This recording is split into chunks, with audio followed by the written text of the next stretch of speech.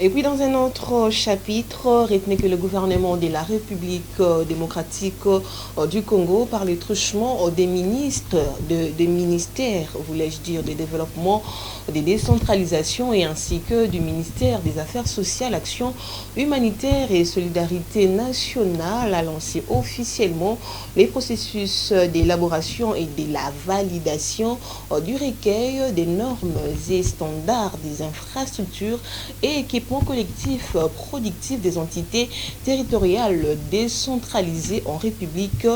démocratique du Congo dans le cadre du programme d'urgence intégré des développements communautaires. Suivez.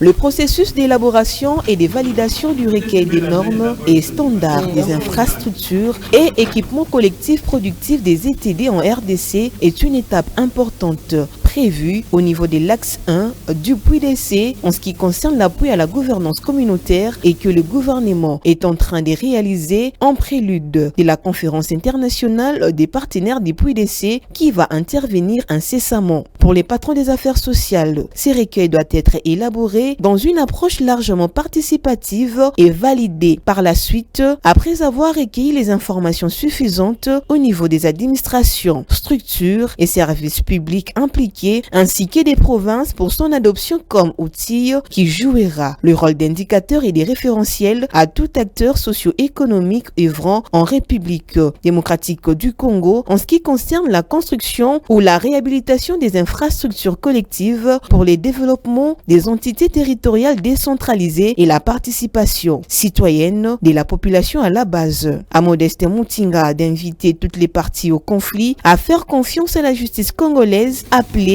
à trancher après un procès équitable pour remettre les uns et les autres dans leurs droits.